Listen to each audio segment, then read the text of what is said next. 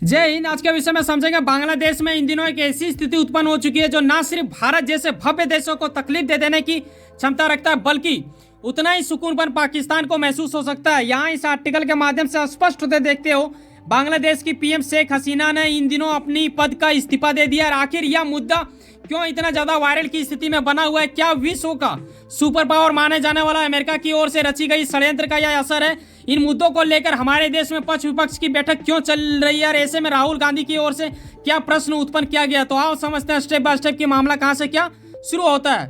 दुनिया जानती है कि साल 1971 में हमारे देश के सहयोग से ही बांग्लादेश पाकिस्तान से अलग हुआ था। तब जो देश बन के तैयार हुआ था, अभी 2024 तक जैसा संबंध था हमारा, अब थोड़ा बदल जाएगा ऐसा आकलन लगाया जा रहा है, क्योंकि बांग्लादेश की स्थिति अब पाकिस्तान से मिलता जुलता नजर आने लगा है। हालांकि विश्व में पाकिस्तान चीख चीख के कहता है कि ये लोकतांत्रिक देश है, लेकिन सभी को पता है कि वहाँ की आर्मी इनडायरेक्टली उन्हें नियंत्रण करती है, वहाँ की सरकार को, और ये लोग कठपुतली टाइप का डांस करके अपना सरकार चलाया करते हैं और वहाँ की जनता को आए दिन भुगतना भी पड़ता है। लेकिन अब क्या हो रहा है कि इससे ज़्यादा बदतर बांग्लादेश होने को तैयार हो चुका है कि शेख हसीना को इतना अधिक मजबूर कर दिया गया कि इनके ओर से अपने पद का इस्तीफा देने को ये तैयार हो गए। और इसके अलावा आर्मी ने कुछ तख्ता पलट तो किया ही, लेकिन उन्हें अपने देश छोड़कर भागना पड़ा, इतना भी मजबूर कर दिया। और ये अभी फिलहाल इंडिया आ चुकी हैं। हालांकि इनके बारे में हमारे देश की सरकार क्या करेंगी या नहीं करेंगी ये हम लोग आगे डिस्कस करेंगे, लेकिन आर्टिकल के माध्यम से स्पष्ट होते देख रहे हो कि ये अपने देश छोड़कर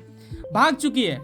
ये मुद्दा आखिर ऐसा हुआ क्यों? तख्ता पलट जब भी विश्व के किसी भी देश में होता है तो ना सिर्फ उस देश के जनता पर इसका असर देखने को मिलेगा, बल्कि उस देश से जुड़ाव रखने वाले बाकी देशों पर भी इसका असर हो सकता है। आपने देखा होगा कि हर देश का कोई दूसरा देश या तो उनके प्रो होते हैं या फिर उनके खिलाफ होते हैं।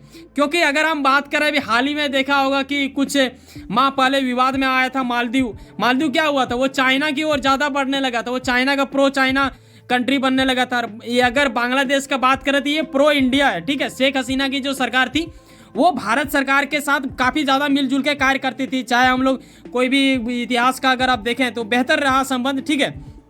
अभी तीस्ता नदी को लेकर भी हाल में हुआ था, ऐसे में याद आना चाहिए आपको वो मुद्दे। लेकिन कई गुना अधिक संभावना यह है कि बांग्लादेश में हुए तख्ता पलट को लेकर भारत काफ़ी ज़्यादा चिंतित हो सकती है। दोनों देशों का संबंध इतिहास में बेहतर रहा है, लेकिन अब स्थितियाँ बदल सकती है। आपको जैसे कि मैंने पीछे बताया है ना कि तख्ता पलट होने पर क्या होगा, हम ये कह नहीं सकते हैं कि जो हमारा इतिहास रहा 2024 तक बांग्लादेश का 1971 से 2024 के बीच में कि बेहतर संबंध रहा। अब जिन्होंने तख्ता पलट किया, वहाँ की जो आर्मी प्रमुख है, क्या वो भी भारत के साथ एक गहरा संबंध रखना पसंद करेंगे या फिर वो प्रो पाकिस्तान हो जाएंगे या फिर प्रो यूएस हो जाएंगे? ये कहीं ना कहीं हमें तकलीफ दिलाता है और यही चिंतन की बातें हो जाती हैं।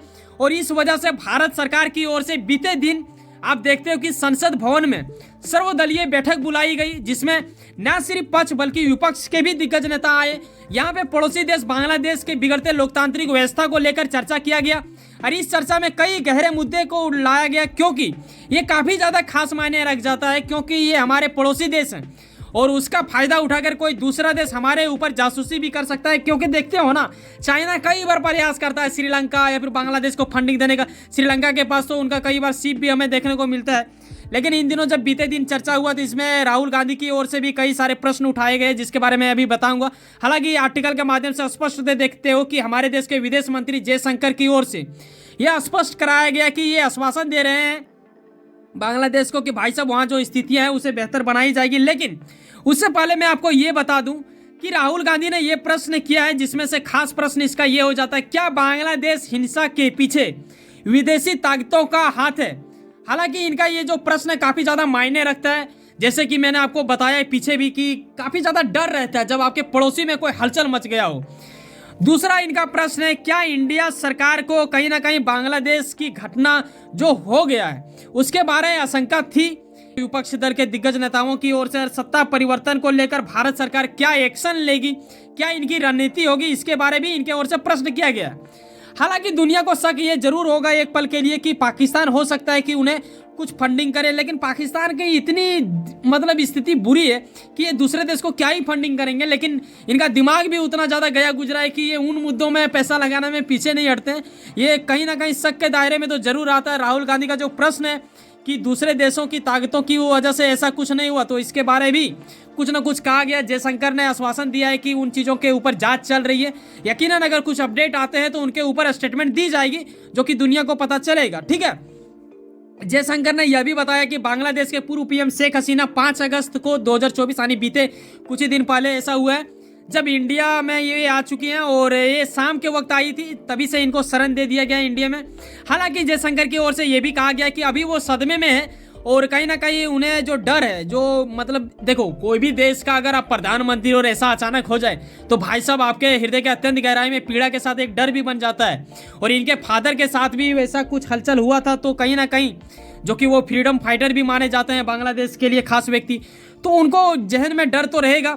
उस चीज़ के लिए इन्हें टाइम दिया गया है भारत सरकार की ओर से। जैसे ही ये ठीक होती हैं और उसके बाद डिस्कस किया जाएगा कि आखिर किन मुद्दों के ऊपर चर्चा करना है। भारत सरकार ने आश्वासन भी दिया है कि हमें काफ़ी ज़्यादा प्रयास करना होगा और भारत सरकार यकीनन प्रयास करेगी। भारत देखो हमेशा से बांग्लादेश को एक छोटा भाई के नाते ही देखता आया है। ठीक है, उन्हें एक छोटे भाई के जैसा हम लोग सहयोग भी देते आए हैं, लेकिन आगे भी देते रहेंगे, ये यकीनन आश्वासन दिया गया। भारतीय विदेश मंत्री जयशंकर की ओर से ये भी कहा गया है कि बांग्लादेश की स्थिति बेहतर करने में तो ये मदद करेंगे ही, लेकिन इसके अलावा बांग्लादेश के सेना प्रमुख जिनका नाम वकर उज जमन बताया जा रहा है, यही वो व्यक्ति है जो पावरफुल पर्सन माना जा रहा है। अभी फिलहाल इन्होंने मतलब कब्जा कर लिया, एक तरह से तख्ता पलट करके रख दिया है। ये मतलब अजीब हो गया है और हमारे लिए काफ़ी ज़्यादा चिंता का स्थिति उत्पन्न कर दिया गया है इनके ओर से।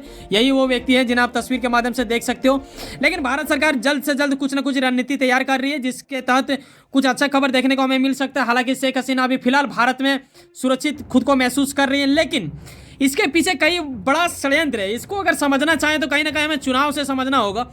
न सिर्फ भारत बल्कि विश्व के करीब 50% से अधिक देशों में साल 2024 में ही चुनाव था। ऐसे में आपने देखा बांग्लादेश, पाकिस्तान, इंडिया इत्यादि कई देशों में, अभी यूएस में भी नवंबर में चुनाव होगा।